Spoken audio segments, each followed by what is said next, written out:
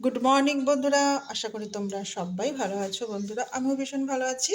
এখন দেখো চা দিয়ে তোমাদের সঙ্গে শুরু করলাম ছোট্ট মিনি ব্লগ। অনেকদিন চা দেখানো হয় না, সেই চা দিয়ে শুরু করলাম। আর কি কি রান্না হবে দেখো, বেগুন ভাজা, পেঁয়াজকলি ভাজা হবে, আর হবে ডিম।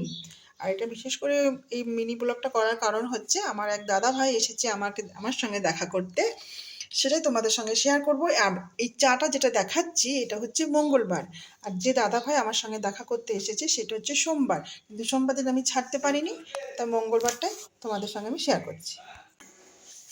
আমি সোমার বাড়িতে এসেছি, উপকৃত হলাম। বহুদিন পরে আশা ছিলাম সোমার বাড়িতে আসবো বলে, আজকে যাই এসেছি বোনের বাড়ি। ফার্স্ট দেখা করলাম আমার বোনের সঙ্গে, আমি খুব উপকৃত, খুব আনন্দিত, খুব গর্বিত হলাম। বা আমার বোনের মেয়েদের সঙ্গে অর্থাৎ আমার ভাগ্নিদের সঙ্গে দেখা হলো, আমি খুবই আনন্দিত, গর্বিত। এবং আমি কাজের জায়গায় চলে যাবো, তাই নাহলে আমার বোনের বাড়িতে আমি 5 ঘন্টা থাকতেও পারতাম, কিন্তু এই মুহূর্তে আমার সম্ভব নয়। তারপরে বলো,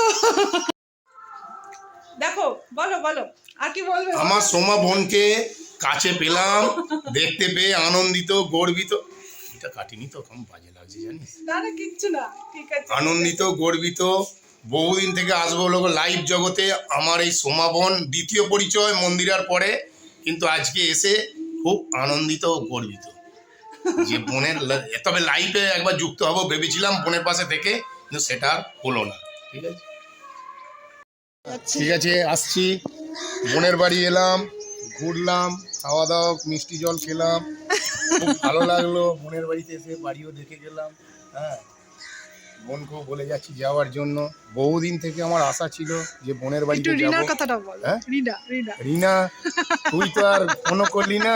আর সোমার বাড়িতে এলাম, দেখ দাদার বাড়ি আসবো না বলেছিলাম, দেখ ভাই বোনের টান থাকলে ঠিক নিশ্চয়ই বলেছিলাম একদিন না যে তোর বাড়িতে পৌঁছে যাবো, তাই একদিন এলাম। হ্যাঁ, ঠিক আছে, পড়াশোনা করুক। সবাই লাইভ জগতে আছে, বোনেরা ভাইয়েরা সবাই লাইভ করছে, সবাই লাইভে কষ্ট করছে, সবাই কষ্ট করে উপকৃত হোক, পয়সা করি, সবাই রোজগার করুক। আমি জাস্ট সাপোর্ট করি, গল্প করি, এটুকুই। আর কি বলবো, আর কিছু বলার নেই। সবাই ভালো থাকবে, সুস্থ থাকবে। আচ্ছা, আমার বোন একটা ফটো তুলে দেয়। দাদা আবার আসবে, ভালো থাকবে, ভালো ভালো, খুব ভালো থাকবো, খুব ভালো থাকবো। চুল ফুল দাড়ি বাড়ি কাট।